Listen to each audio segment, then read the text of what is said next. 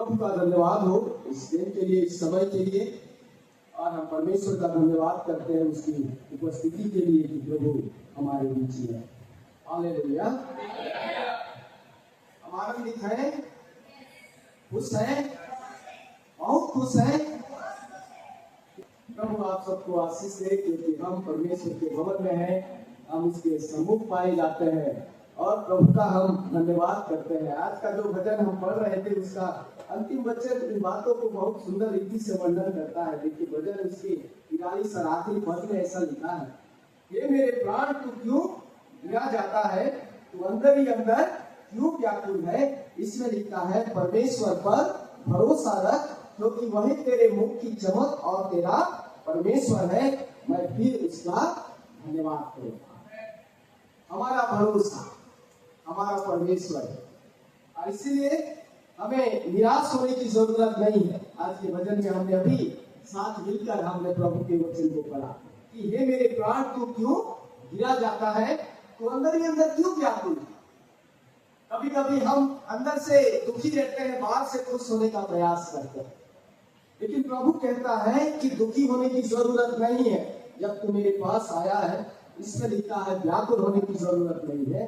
परमेश्वर पर भरोसा रख और वही तेरे मुख की चमक और तेरा परमेश्वर है। हमारा भरोसा जब परमेश्वर पर है, वही हमारे मुख की चमक है, वही हमें खुशी देता है। हालेलुया।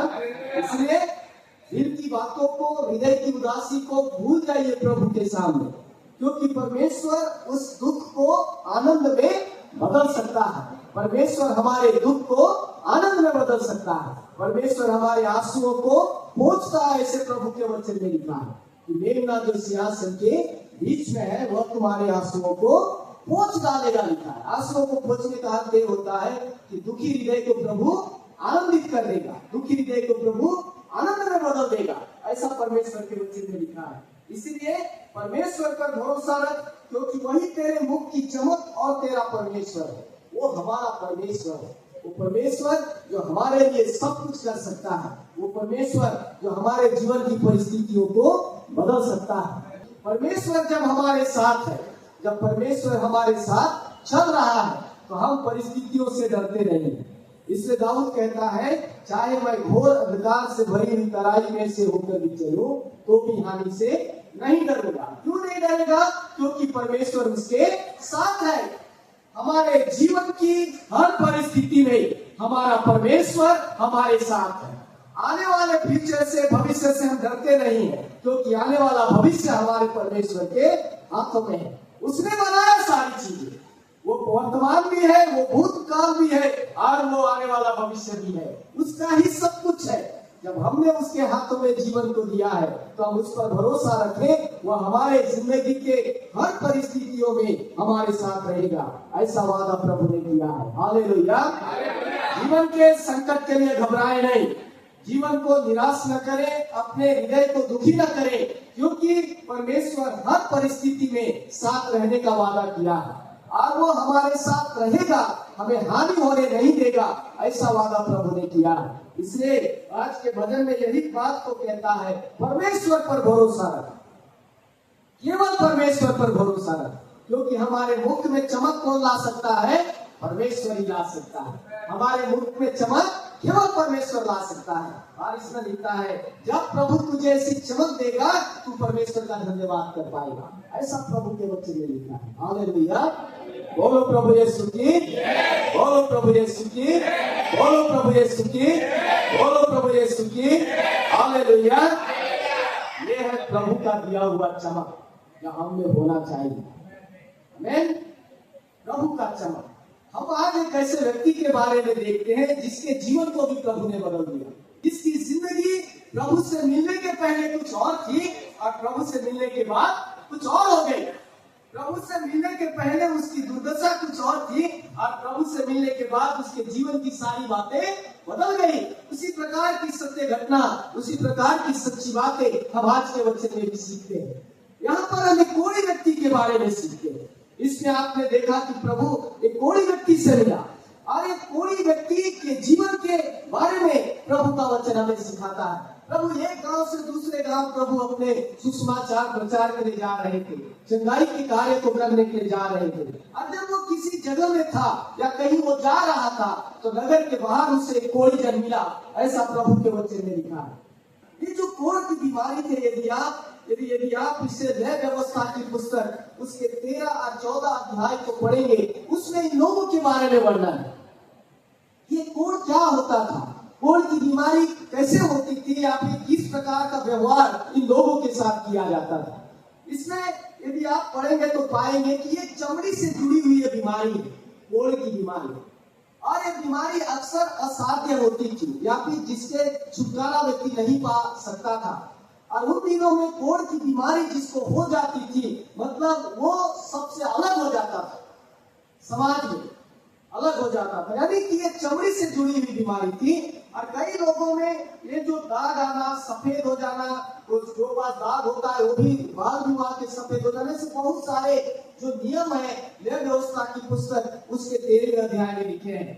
जब इस्राएलियों के बीच में किसी को कोढ़ हो जाता था, यानी चमड़ी की बीमारी जो कोढ़ से जुड़ी हुई होती थी, उस व्यक्ति को अपने समाज से बाहर निकाला जाता था।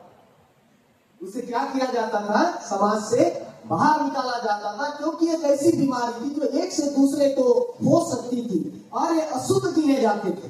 जिन्हें कोढ़ की बीमारी होती थी वो अशुद्ध गिने जाते थे और उन्हें समाज से बाहर निकाला जाता था। उन्हें शहर के अंदर या अपने समाज में रहने की अनुमति नहीं थी। ये सारी बातें ये व्यवस्था की पुस्तक उसके 13वें अध्याय में।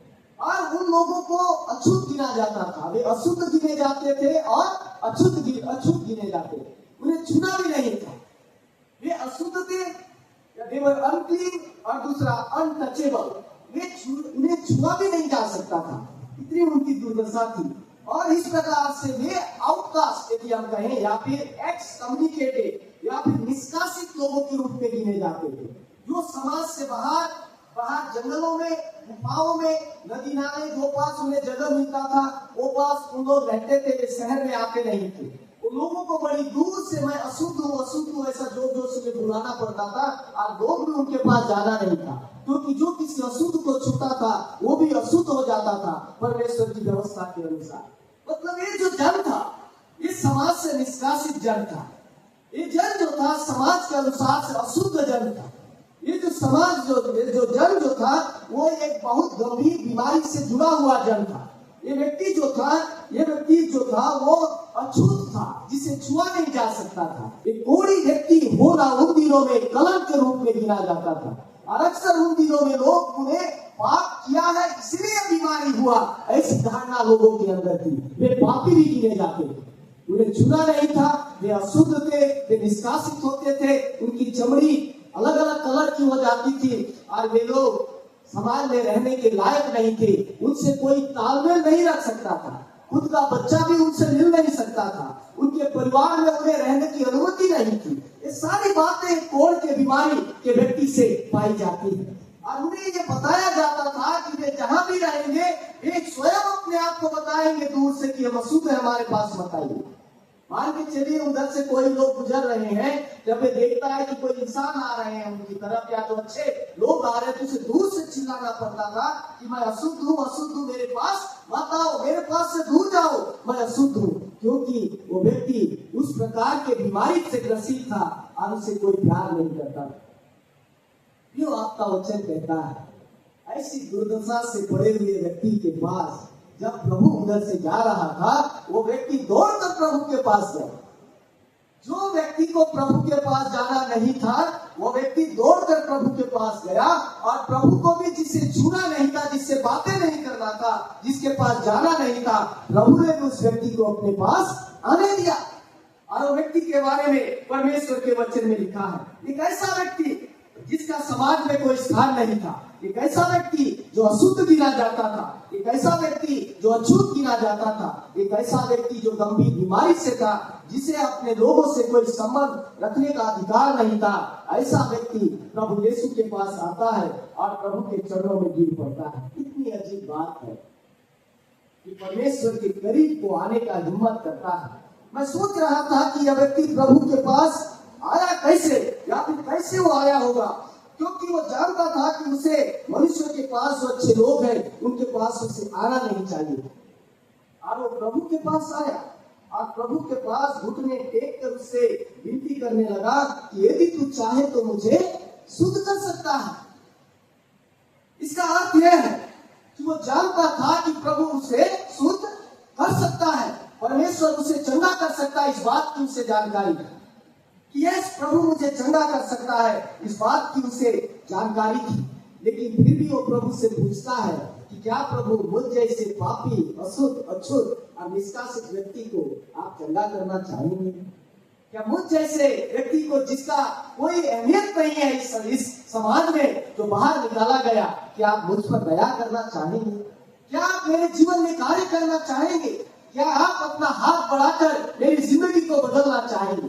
मैं जानता हूं कि आप में ये करने की सामर्थ्य है, लेकिन फिर भी मैं आपसे कहता हूं, क्या आप मुझे छूना चाहेंगे? क्या आप मुझे गले लगाना चाहेंगे?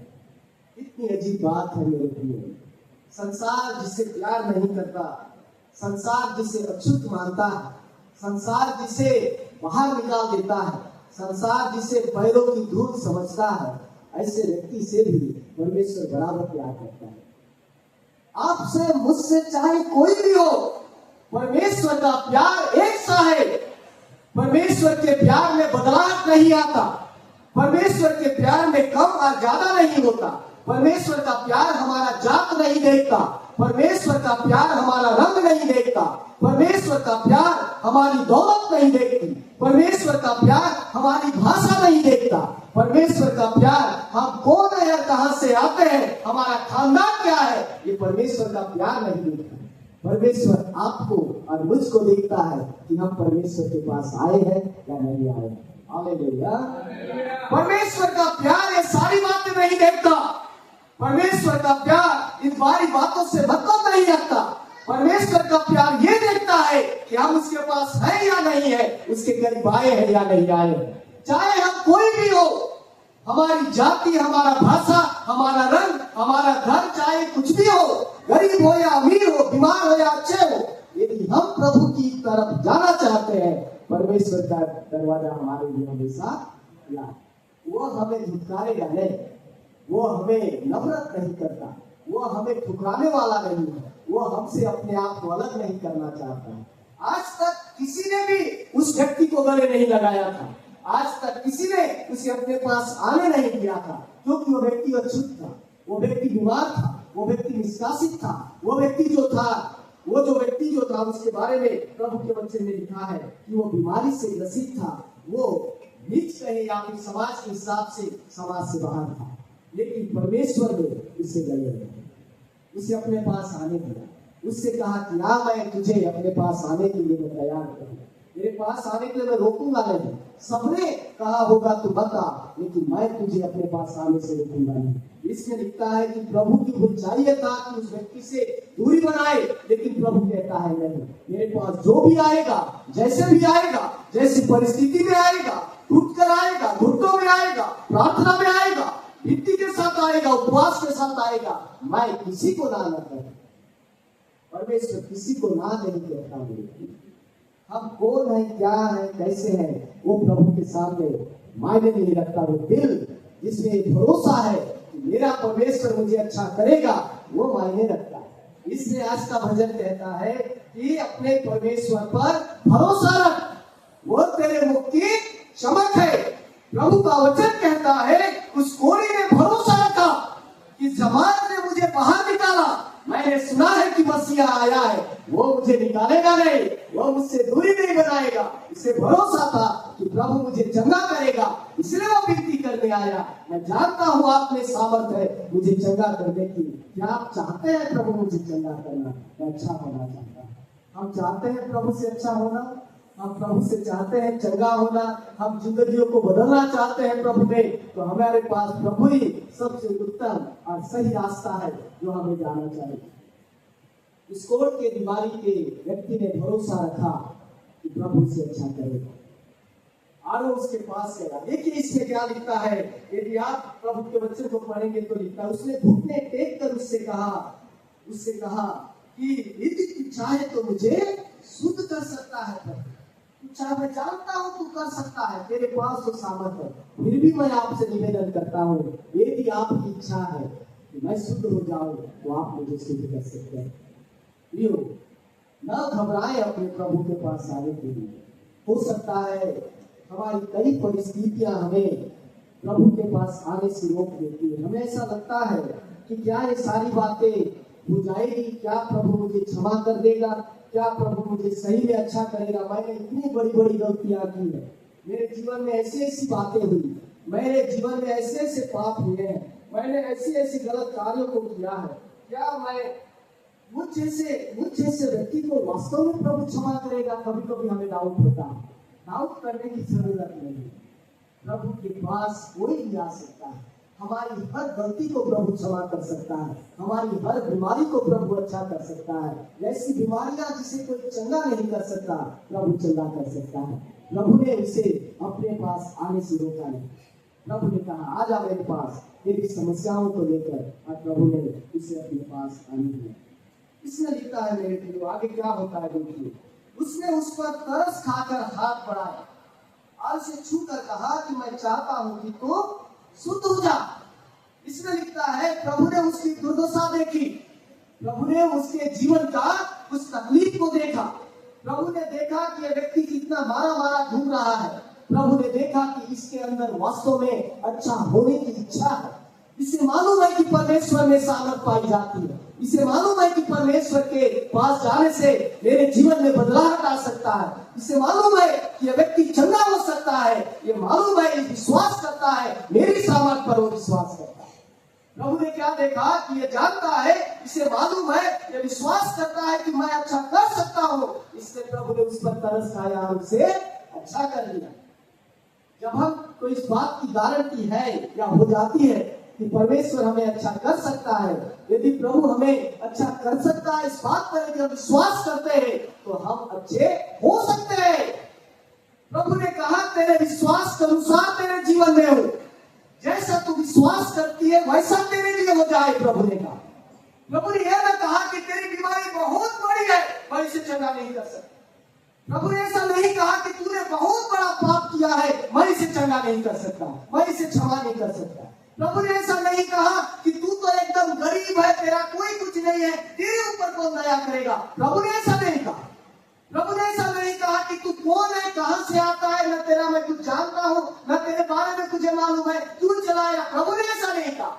प्रभु ने देखा कि इसके अंदर विश्वास है, इसमें विश्वास है कि मैं इसे चंगा कर सकता हूं और मैं इसे चंगा करूंगा। प्रभु, जब आप में विश्वास, आप पर विश्वास कर ले कि मेरे हर कार्य में मेरा प्रभु मेरे लिए रास्ता निकालेगा, तो प्रभु निकालेगा। ये आपका विश्वास आपके जीवन में परमेश्वर के कार्य को पूरा करेगा।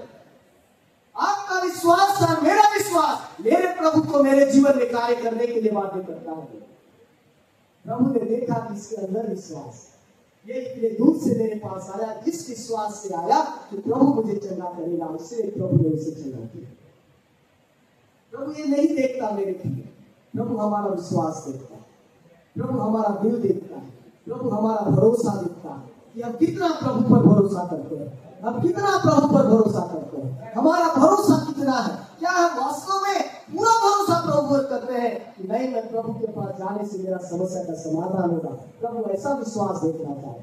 आपने हर किसी के बारे में वचन में सुना हो, प्रभु ने उनसे कहा, उस लहू बहने वाली स्त्री से प्रभु ने कहा, जैसा तेरा विश्वास था वैसा तेरे लिए हो गया है, तेरे विश्वास ने तुझे बचा लिया है। और प्रभु ने कुछ नहीं मांगा उससे। प्रभु ने उस पिता से कहा कि यदि तू विश्वास करता है तेरे पुत्र अच्छा हो जाएगा। और उसने कहा कि प्रभु मैं विश्वास करता हूँ, और प्रभु ने उसके बेटे को अच्छा किया। प्रभु ने उससे कहा कि विश्वास करने वाले के लिए सब कुछ हो सकता है। प्रभु ने याईर से कहा तू विश्वास रख, तेरी बेटी जी जाएगी। और प्रभु ने याईर ने उस बात पर विश्वास किया, तू मत डर, तेरी बेटी सो रही है, वो जिंदा हो जाएगी। विश्वास में ताकत होती है मेरे प्रियो।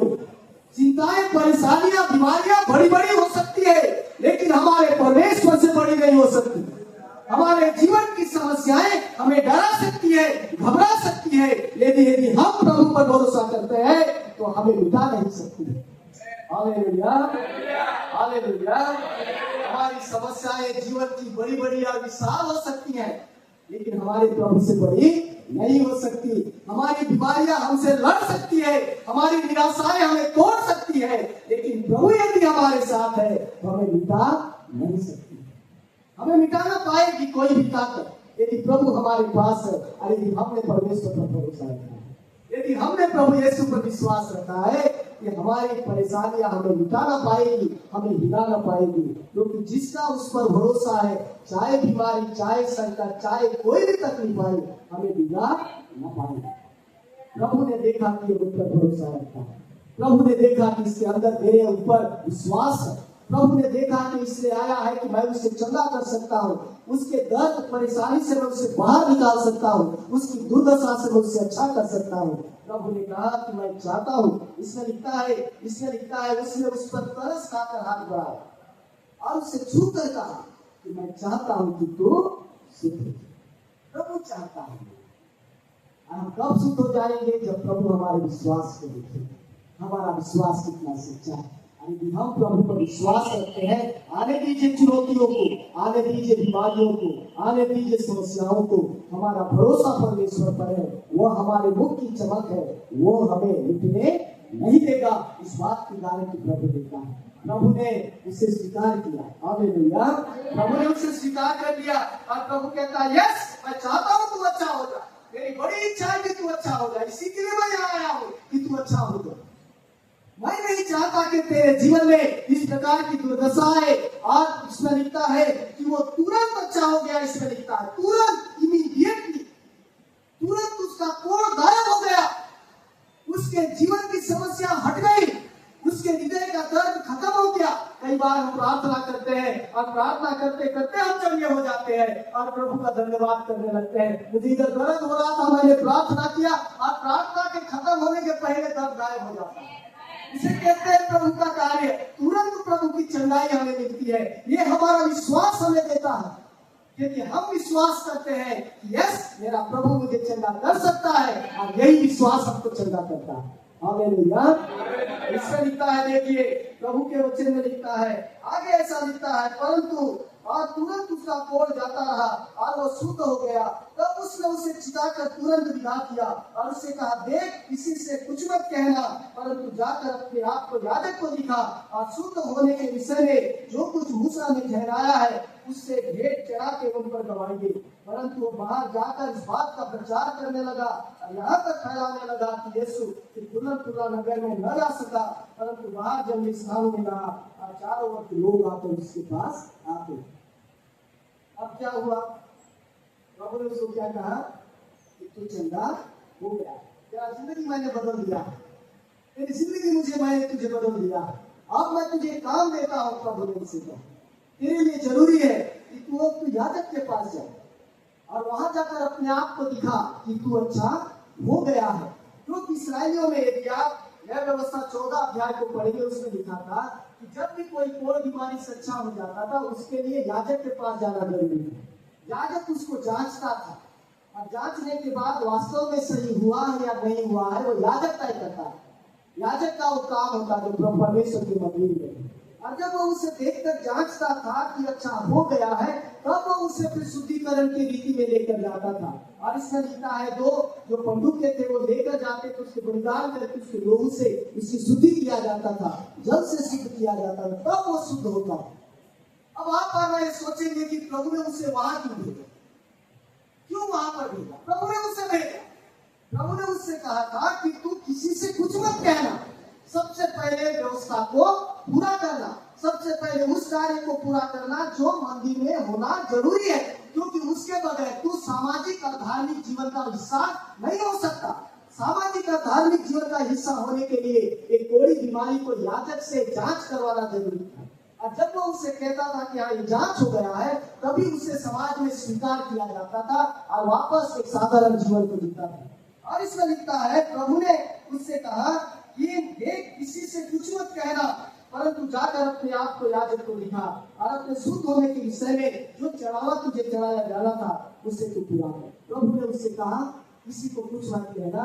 उसने क्या किया? वो मंदिर नहीं गया, है ना? कहाँ गया? वो सीधा मोहल्ला में चला गया, अंदर चला गया। सब जगह घूम घूम के बताने लगा कि मेरे साथ क्या हुआ, मेरे साथ क्या हुआ, मेरे साथ क्या हुआ। प्रभु ने उसे अवश्य गवाही देने के लिए कहा था, लेकिन पहले शुद्ध होकर प्रभु के अंदर आने के लिए कहा था, क्योंकि प्रभु चाहता था कि वह याजक भी जाने कि ये शुद्ध हो चुका है। और इस तरह से प्रभु ये चाहता था कि याजक ये जाने कि इसे शुद्ध किसने किया, इसे शुद्ध हुआ कैसे, इसकी बीमारी से अच्छाई कैसे हुआ। ये बात प्रभु उस याजक तक भी पहुंचाना चाहता था कि कोई तो चंगा करने वाला आया है, एक मसीहा आया है, एक मसीहा ने प्रभु यीशु ने इसे अच्छा किया है। परंतु वो उस काम को नहीं किया, वो गवाही वहां तक लेके नहीं गया जहां तक प्रभु ने भेजा था, जहां तक प्रभु ने बताने को कहा था, और वो प्रभु की आज्ञा के विरुद्ध काम कर रहा था जो प्रभु ने नहीं करने को कहा। कितना अजीब सी बात है ना। कभी कभी हम ही तय कर देते हैं कि सही क्या है, हम ही डिसाइड कर लेते हैं कि हमको ऐसा करना है, हमको वैसा करना है। हमें क्या करने को कहा गया है हम उसे नहीं करते। प्रभु ने जो करने को कहा उसने नहीं किया, लेकिन जो प्रभु ने नहीं करने को कहा उसने करना शुरू कर दिया। हम प्रभु के लिए कार्य करने के लिए प्रभु ने हमें आशीष दी, लेकिन प्रभु की आज्ञा के अनुसार कार्य करने के लिए प्रभु ने आज्ञा दिया। अपने मन मर्जी चीजों का निर्णय करने के लिए नहीं। जिंदगी को प्रभु ने इसलिए बदला है ताकि हम एक बदलाहट को साबित करके जिए। उसे उस बदलाहट को साबित करना था कि मैं बदल गया, और उसके लिए उसे मंदिर जाना जरूरी था। वो वहां जाने के पहले बिना अपने आप को साबित किए वो उस कार्य को करने लगा जिसको करने के प्रभु ने मना किया। परमेश्वर ने हमारे जीवनों को इसलिए बदला है कि हम परमेश्वर के आदेश के अनुसार कार्य करें। प्रभु ने हमें नया जीवन इसलिए दिया है कि हम परमेश्वर जैसा चाहता है वैसा काम करें, अपनी ही मर्जी से कामों को न करें। कई बार ऐसी बातें हमारे जीवन में होती है, हम खुद तय कर लेते हैं कि सही क्या है गलत क्या। हम प्रभु को क्या तय किया है उसकी तरफ जाना नहीं चाहते। अरे ये सही है, इसको ही करना है, बात में क्या है इसमें। प्रभु के बात को जैसा सिखाया गया है वैसा मसीह जीवन को जीना, प्रभु के आदेश के पालन।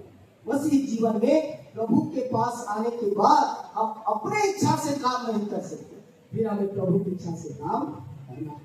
प्रभु ने जैसा आदेश किया उसके अनुसार कार्य करना। हो सकता है वो बात हमको ठीक ना लगे, लेकिन ये परमेश्वर की इच्छा थी कि वो काम को करे, क्योंकि वो व्यक्ति भी जानना चाहिए जिसने हमें दोषी ठहराया है, उस व्यक्ति को मालूम होना चाहिए कि हम प्रभु में बचाए गए हैं। हमारे लोग जो हमारे विरुद्ध में बातें करते हैं उन्हें भी इस बात का एहसास होना चाहिए कि हम प्रभु में बचाए गए हैं। हमारा जीवन बदल गया है, हमारी जिंदगी में चीजें बदलने लगी है। इस बात की गवाही देने के लिए हमें परमेश्वर के आदेश के अनुसार चलना है। कभी कभी अपने मर्जी से हम चलते हैं, इसके कारण क्या होता है कि जो काम हमें नहीं करना चाहिए उन काम को भी हम करने लगते हैं। हम उन बातों को भूल जाते हैं जो प्रभु ने कहा है, और जिसके कारण हम समस्याओं को खड़े कर देते हैं। हर बात में हमारे लिए ये जरूरी है कि उन बातों को हम ध्यान रखें जो प्रभु ने कहा। जो कहा है हम उसे नहीं करते, जो नहीं कहा है हम उसे भी करते हैं। इसके कारण जो चंगाई की आशीष है, जो अनुग्रह की आशीष है, जो हमारे जीवन में बनी रहनी चाहिए, उन आशीषों को हम जी नहीं पाते। प्रभु में आने के पहले हमारा जीवन और प्रभु में आने के बाद हमारा जीवन कुछ और हो चुका है। हम बदल चुके हैं, प्रभु ने हमें बदल दिया। अब आगे का जीवन प्रभु की सुनकर काम करना है, अन्यथा प्रभु के कार्य में हम रुकावट डालने वाले बन सकते हैं। उसने जो कहा गया उसे नहीं किया, परंतु जो नहीं कहा गया उसे किया। उसके कारण हो गया, क्या हो गया, प्रभु का कार्य रुकावट होने लगा। बहुत सारे हम प्रभु के लोग हैं जो प्रभु के आदेश के अनुसार नहीं चलते, इसीलिए बहुत सारी समस्याएं आज प्रभु तक लोगों को आने में रोक रही है, क्योंकि हम प्रभु के कहा हुई वचनों के अनुसार नहीं, हम अपनी मर्जी से ही चलते रहते हैं। अरे कहते रहते कि हम मसीह हैं। मसीह के लिए जरूरी है कि प्रभु की बातों के अनुसार चले, अपनी मर्जी से। आगे को हम अपनी मर्जी से चलने वाले नहीं है, हमको प्रभु की मर्जी से चलना है। प्रभु को जो अच्छा लगता है उसे करना है। प्रभु ने यदि कहा है कि उसे तुझे वहां जाना है तो हम वहां जाना है। प्रभु ने कहा है कि तुझे करना है तो उसे करना है, लेकिन जो प्रभु ने नहीं कहा है उसे अपनी मन मर्जी करना नहीं है। उससे क्या होता है, हमारी गवाही पर भी प्रभाव पड़ता है और प्रभु के कार्य पर भी प्रभाव पड़ता है। प्रभु का धन्यवाद। हालेलुया। इन बातों को हमने सीखा है। हमारी जिंदगी कैसा है, प्रभु वैसा स्वीकार करने के लिए तैयार है। दूसरी बात, हमारा भरोसा, हमारा प्यार हमें बदल सकता है प्रभु के सामने। प्रभु हमें वो प्यार करता है। और तीसरी बात, जो प्रभु ने कहा है उसे करना है, जो प्रभु ने नहीं कहा है उसे नहीं करना है। क्योंकि प्रभु ने जो कहा है कि हम उसे करेंगे तो हम प्रभु के लिए सच्चे गवाह बनेंगे। लेकिन यदि हम प्रभु ने जो नहीं कहा उसे करेंगे तो प्रभु के कार्य में रुकावट बन सकते हैं और हमारे जीवन से प्रभु को नहीं महिमा मिलेगी नहीं और हम प्रभु के नाम को बदनाम करने का काम कर सकते हैं। इसलिए जो कहा गया है उसे करना है। प्रभु हम सबको आशीष दे और इन सुंदर बातों के साथ हम प्रभु में आगे बढ़ो और परमेश्वर का धन्यवाद करें। प्रार्थना करें।